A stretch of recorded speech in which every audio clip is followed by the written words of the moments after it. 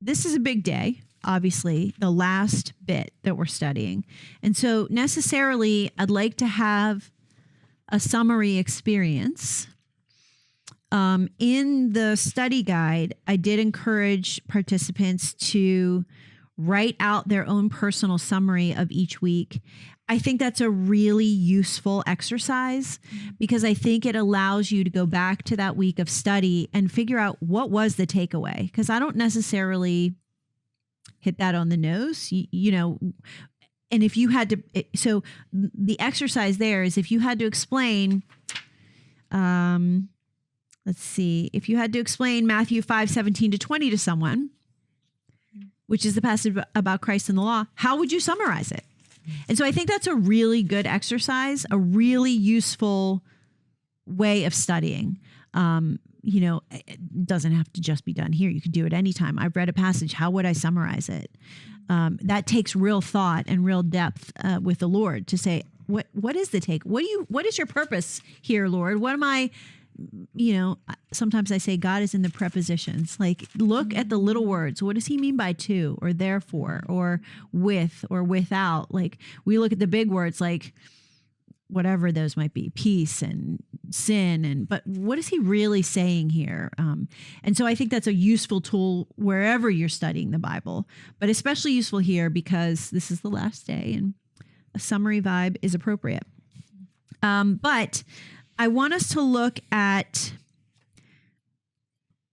1 Thessalonians 5, verses 23 and 24, because I think that one of the big takeaways, I mean, I've said this throughout the study, I think the thesis statement of the sermon is encapsulated in verse 6-8, which is do not be like them.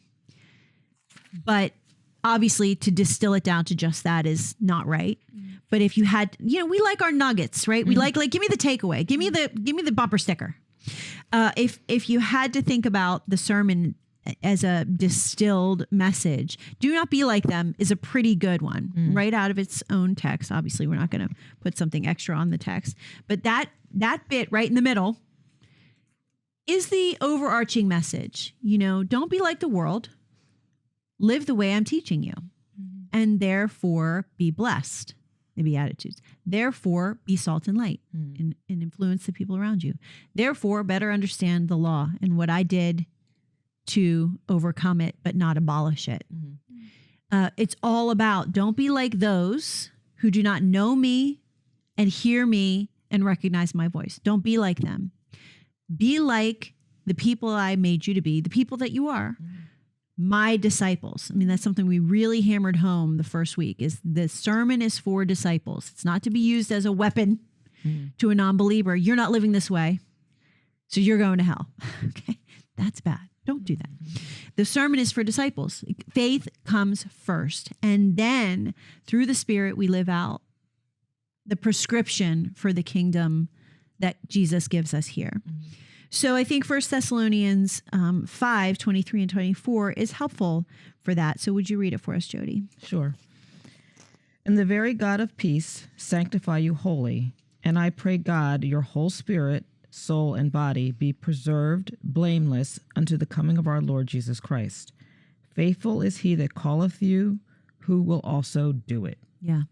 And I asked in the homework for you to underline that last bit. My translation says, he who calls you is faithful. He will surely do it. And that's such an important summarizing note because we've struggled throughout the entire sermon and the entire study with this high standard, this high impossible standard. Therefore be perfect as your Father in heaven is perfect. Impossible. Right. So we struggle with this unreachable, unattainable thing. And yet the reality of Christ saying, no, take this seriously. This isn't just an idea. This isn't just an ideal. I want you to strive towards this and I will help you. I am faithful. I will surely do it. That's what he's saying in this verse. I am faithful. I will do it. He will do it, not us. And we talked about that at the beginning. It's very important that we bookend it here, that this is not a overcome your own faults. Don't go to a camp and become a different person. That doesn't work. But Christ in us, that works. Talk to me about your feelings, if there's anything in the sermon specifically or just generally, how that lands with you. This interplay of, I do have to participate, right? I do have to agree, but I can't accomplish it. Tell me how you rephrase that, or tell me how that plays out in your life. Well, what I first think of is what John the Baptist says when he says, he must become greater and greater and I must become less and less. And I think just in the entirety of the Sermon on the Mount, that's basically what Jesus was trying to say. Like, if you want the kingdom of heaven to come here now, because if you remember, a lot of people are in a similar place now, but back then, I mean, the Jews were like, they were waiting for a Messiah every single day, because it's like every day the Romans were increasingly oppressing them, and every day they were just eager for a Messiah. So it's like when Jesus, the Messiah, comes on the scene, whether they believed him initially or not, it's like they're hearing him and they're thinking, oh man, like what must I do to like have this kingdom that he's talking about, and a lot of it was just, talking about, here, let me unravel your thinking to learn the ways of the kingdom that are completely opposite to what you may have been taught or what you've chose to believe over the years. Yeah. The whole middle part of the sermon is a whole bunch of, you have heard, but I tell you. Yes. You have heard, but I tell you. Yeah. And he's reframing how we receive the law and how we understand the kingdom. And that was necessary. That's the whole revelation of God. He is the revelation. He came to give us the revelation of, this is what you have heard, but I tell you. Yeah. So that's a really good application. What are some other applications or examples of, really letting the Lord do it, but us participating too? Throughout the study, I was, I couldn't help but think about my friend Annette. And so we have a mutual friend, very long story, but, she at one point was a believer. Then she fell from her faith due to other people's actions. And we became coworkers. She became my boss. And, but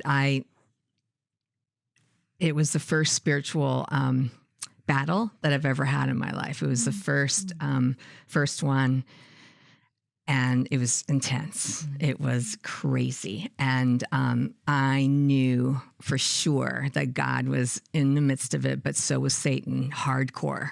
And it was probably the biggest challenge I've ever had spiritually. And but I learned so much through that process, but I learned that it had to be God. It couldn't be. I started going down the road of like, I got to know all the answers, because she was questioning me, challenging me. Oh my gosh, she had so many questions. Oh my gosh, she had good questions. Good, super smart woman, like had notes underneath her desk, and she'd pull them out while we're working. She's like, okay, if you're a believer, what about this? What about this? What about this? And she knew it all. And I was like, wow, I can't. I remember going in the bathroom, like looking in the mirror, crying and saying, God, I know what you're doing. I can't do this. I'm not the person that's going to bring her to Christ. I'm not. I'm out. Like, she's killing me. And I am drowning here. And then God really spoke to me, and through a lot of my Christian friends at church and stuff, really emphasized to me that this needs to be from God, and God will give you what she needs. And so quickly things totally turned around. And what I figured out is that she needed to see that, like, I didn't have all the answers. I am human. I am not perfect. I do sin. But she also needed a group of believers, a church group, to say the same message that I was giving her, because it was just crazy Wendy talking. You know what I mean? It was just Wendy talking. And once I brought her to church and brought her to a Bible study, and everyone loved on her and taught her scriptures and demonstrated for her a life of living within, having the Holy Spirit within you and what that looks like, she became a Christian. She rededicated her life, and it was amazing. And kind of what you said before, it was like, we all got the lots of seeds were planted throughout her whole life, and it was evident. And and she shared that in her testimony, and she gave her testimony in our church. And but it was our church that helped. It was at the end stage, which was so much fun and such a blessing. And it was huge. So great. So great. Because when you see someone who's that entrenched, Right. and you see the miracle of what God does, Yeah. so 100% God. 100%. Like Annette was not folding. No.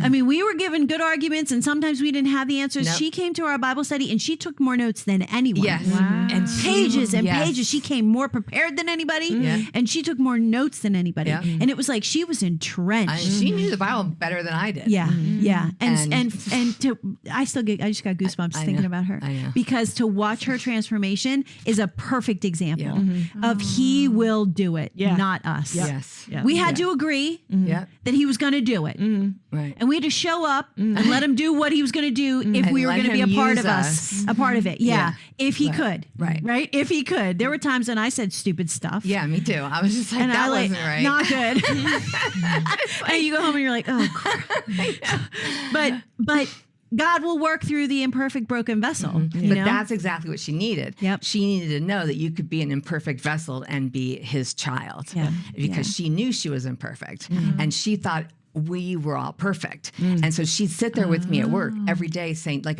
maybe sometimes I would curse, which, we shouldn't be doing, but sometimes I would, and she would look at me and literally say, I thought you were a Christian. I was like, oh my gosh, are you going to be that critical of me? Because I am so going to let you down. But what she needed was you. Yeah. She needed that this, real. Yeah, like- she needed a real. I mean, obviously God knew that she needed you. They became best friends, and it was beautiful. But and you needed her too. Oh, it was at a time when I was just going through a divorce, and it was horrible. And I didn't feel comfortable in church because it was all my friends with their husbands. And as soon as I walked into church, I'd start crying. So I stopped going to church for about a year. And I was like, because I was in shock that I was getting divorced. I never thought that would happen to me. And I was embarrassed and ashamed. And I was a Christian leader in the church, and I'm suddenly getting divorced. And how did that happen? And whatever. So, but she started coming with me to church, and we'd sit in the back row together. And just I her needed countenance that. too. Yeah, but She kept me accountable. But Annette would have also body checked someone if they hurt your feelings at all. You know what I mean? Like that. You needed that. I You needed that needed that protection. strength. She's Yeah, strong. you guys were good yin Yeah, yang. sure. But anyways, this just triggers a Yeah. lot of memories It's of a that good experience. example with her. of we have to agree, but He will get it done. Yeah, he got it done. It's a really great example. And by the way, that's true of all of our conversion experience. It totally. Period. Yeah. He And when you were gets it talking done. earlier about us being boasted up and our egos for wanting to be the one, it reminded me of that Yeah, experience. it happens to because- all of us. Yeah. I remember sitting with her in the Kohl's parking lot and thinking, I'm bringing it home. So know. didn't bring it home. You know For what I mean? years, we all were Yeah. doing that. For years. Yeah. Yeah. Yeah. So, yeah. But he did it. He did it. And it was like Gideon. You were huge for her, though. You were huge for her. But it was like Gideon. He was like, no, not what you think, not the strength that you think. And that's totally on text here because it's like, it's not through our strength. right. It's through His strength. Right. And He will overcome us. We have to agree, Right. but that's all we have to do. Just agree. Yep. We were talking last night a lot about like, what are we agreeing with? There's a whole Bible study there, actually. Other things that you want to share about we have to agree, but He's the one that gets it done. In the sermon, in life. I mean, just in general in life. I mean, even thinking of like your children and things like that. You have to realize that He gave you them to be stewards over them, but then there's a point where it's Him and them. You have to like back up and let Him do what He's going to do. That's and they hard. have their process, just like you had your That's process to hard. get where you It's so hard. went. And sometimes He'll remind me, remember, And I mean, for me, you and I know this. I mean, because we've had this conversation. I've been a goody two shoes, and not that my kids are not goody two shoes at all. I mean, that's not what I'm saying. But I just always would follow any rule that, But was that's your there. personality. But that's my where you were personality. wired to Exactly. And then understanding that not everyone is wired exactly that Yeah. way, and being able to say, oh, it's not me. Oh, Lord, it's you. Oh, okay, good. Yeah. It's you. It's you. Yeah. And then trusting that that he'll do it. Yeah. That's where you always have to say, that's where you have to put your money. What is it? What is the word that I want to say? Where you have to say that I'm putting my money where my mouth is. Oh, yeah. Because I'm always saying to other people, you have to be faithful. You have to trust. You have to, and then you're things will faced happen. with in any uh-oh. situation, like at work or whatever, you have to be like, you know what? I'm trusting you because you're going to get me through in the stuff that's going on in the world with the culture changing and all that kind of stuff, and the hardship that we as Christians are going to go through because those storms are going to come. But he'll be faithful to get us through whatever that is. Yeah. As long as we have our faith in him. Yeah. So. One of the books of the Bible that I think really speaks to this is 1 John. And we did a study a long time ago, and I think I might redo that study because it follows this Sermon on the Mount so well. The whole theme of 1 John, and how much do I want to do? Okay, so there were different styles of writing in the time, and it was a very common style of writing to be circular. And John he loves the circle. He loves a circular theme. Circular theme. So you can have like a linear theme. English nerds will understand what I'm saying. But then 1 John has an extremely circular theme. And the circular theme is trust and obey. So when you trust, it empowers you to obey. When you obey and see his faithfulness, it creates more trust. And that's the circular theme of 1 John. And it's exactly what we're talking about here as we wrap up the sermon. That by trusting him to do the work in me, it enables me to obey. It gives me the strength to be obedient. And then through that obedience, seeing his faithfulness to it, it helps me to trust more. And that is I commend, even if we don't do it at Study with Friends, which we probably will, but it's already on the website, whether we redo it or not, because that theme of trust and obey so complements the sermon, because there's so much in the sermon that's like, do this, don't do that, be this, don't be that. And it's like, whoa, that's a lot of obedience you're calling for. And I need some help with that. And that's where the trust comes in. The faith that he is working it out in you, that he who created you will see that work through to completion. So it's a really important thing to hold on to as we think about like, how do we settle in on the sermon? We've said it every week, but it super bears mentioning at the end. How do we take this out and live it out? It's trust first and faith first, and that God will do the work. I mean, I keep saying we were talking last night. We had a big fat long talk last night, like sleepover girls do. And one of the things that we kept talking about was like how Jesus is always going to go deeper and deeper and deeper, and he's going to work out in you what he wants to work out at the time he wants to work it out, right? And so this business of like how we judge others, or you're not living the life, or you're not doing the thing, or he's already healed me of that, but you're still struggling with it, so I'm judging you because like you don't have enough faith.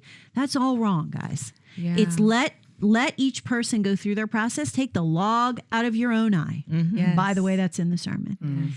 And before you take the speck out of your brother's eye. And it's so funny you mention that, because you notice that the people that tend to look at you judgmentally are ones that haven't really gone through it, and it's like then they go through it and they're humbled by it. Because honestly, that happened to me like when I was younger, and also too when I was younger I was influenced in legalism. I kind of grew up that way, and then my family and I, we realized that a lot of that was just not biblical, and the Lord brought us out and retaught us in his truth through his Holy Spirit. But I really struggled, whether I was conscious of it or not. I struggled a lot with like judging whether they were believers or unbelievers, and like, well, that's a natural product of legalism. Yeah. And then I went through some things on my own and was just like, wow, okay, I get now why that's a hard choice to make. I get now why some people struggle to make the wrong choice. Like they struggle and then they make the wrong choice out of their struggle. And it actually, the Lord turned it into just love, absolute love for people like that. And even people that just go through hardships in general and struggle to not want to believe the Lord anymore, like going through health issues and going through death in families and all of that, or just seeing like turmoil and oppression in the world, and it's like they're just like, where is God and all of that? You know, you get a taste of that yourself, and then all of a sudden you're just like, yeah, Lord, I get it, you know. But then it's like, God, in relationship with you, show me what you want, because a relationship with the Lord helps us to have the capacity, kind of going back to what you guys talked about with your friend, helps us to have the capacity to answer the hard questions that we, apart from relationship with the Lord, would feel 100% unqualified to answer, because I mean, in truth, we are, you know, but relationship with the Lord, learning his character really gives us the confidence to answer some of those hard questions, you know? Yeah. Yeah. I wish I had more of that when the process started with our friend, but then that our relationship inspired me to get more connected. Yeah, it's like you understand learned the it. scripture, dig in the Bible. I mean, I was just scouring. That's what I call a to and through ministry. That God is ministering to you even as he's ministering through you. Oh, I love that. Right, yeah. Well, and you can also rest that even if you didn't fully understand it at the time, God's word doesn't return void. Yeah. Right. So any scripture that you showed, God used it in some way. And leading you know? with humility is the key. Yes, absolutely. Yeah, because Christ humbled himself to become a man. We can humble ourselves to deliver the gospel that he came to give us. Okay, does anybody have pulled up Matthew 7, the last two verses? Does anybody have that? I don't think I assigned it. This is 28 and 29. Yeah, 28 and 29, because that's our text for today, and it's very summarizing, and I just want us to sit in it for a minute. I can do it if you want. Okay, great. Okay.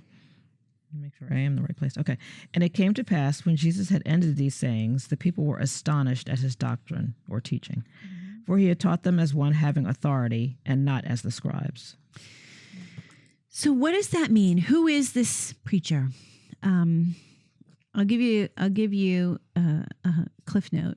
I'm sure you've heard it. Jesus is our prophet, priest, and king, and that's what's embodied in that passage. He came as one who had authority. I love that they said that it says they were amazed. Like I said before, I think I don't know if I said this after we were mic'd up or not, so I'll say it again.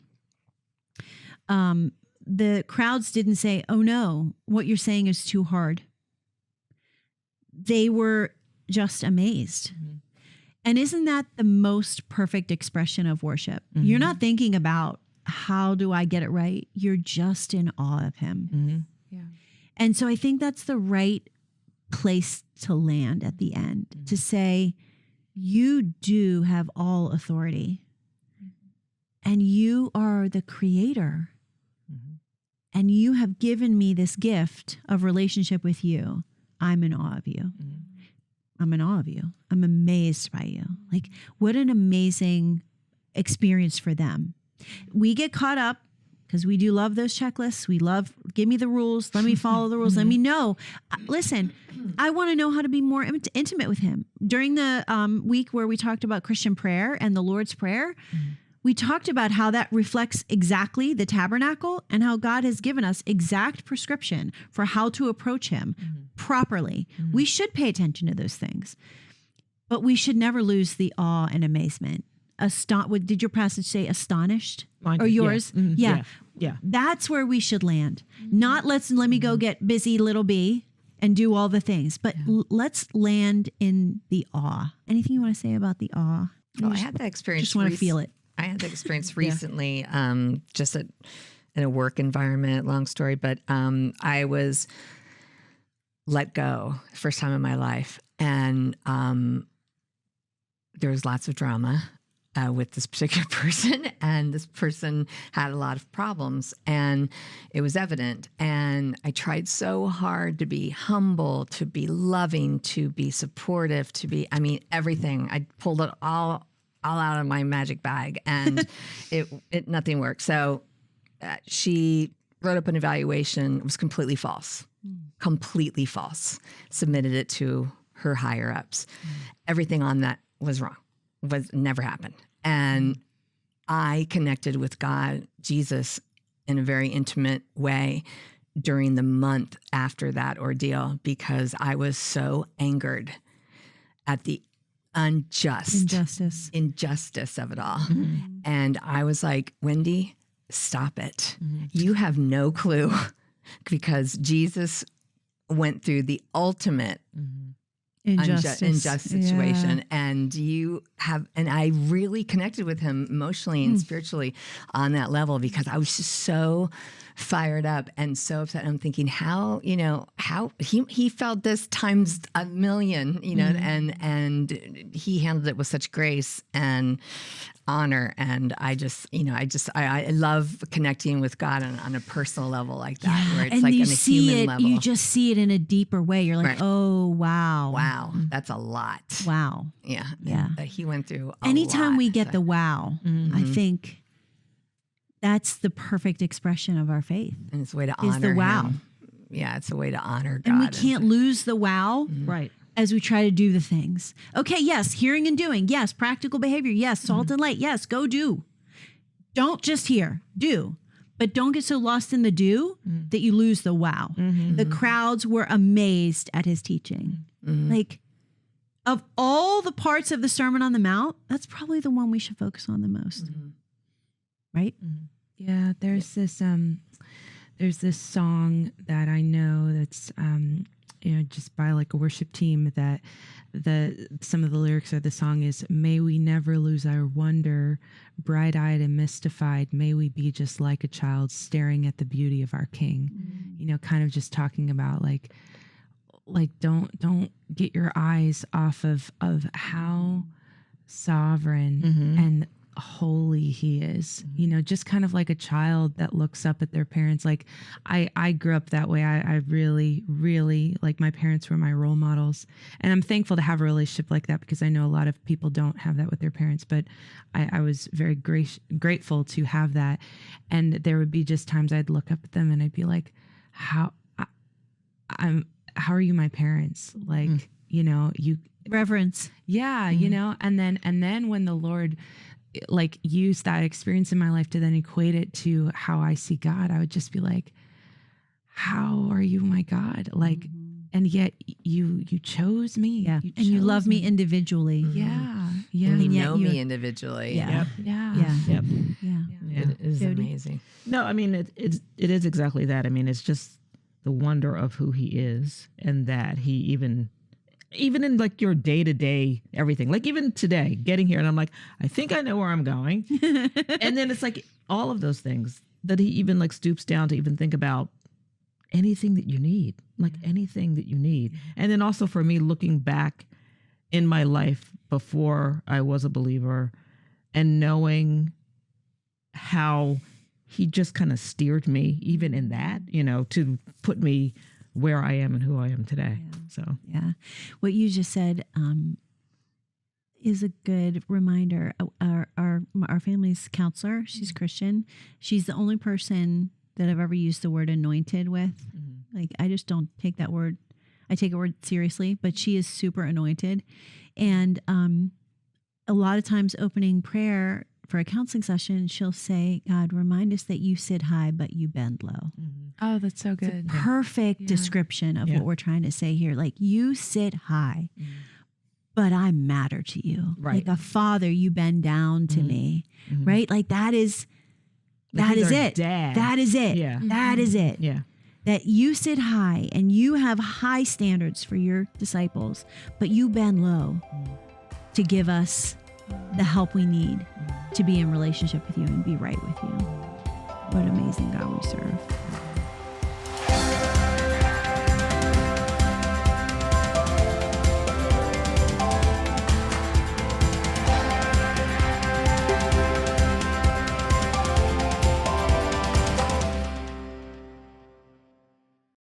Hi, I'm Holly, and I'm the primary teacher and author here at Study with Friends. My education is from a Reformed theological seminary, so you'll see that come through as we teach and study together. But on occasion, I'll introduce concepts from other doctrines when I think they shed light on the material, just so that we can have a well-rounded understanding of lots of different perspectives on the text. We strongly believe that you should know and understand who's teaching you the Bible. And so you can learn more about me at studywithfriends.org or zondervan.com. We're just really glad you're here.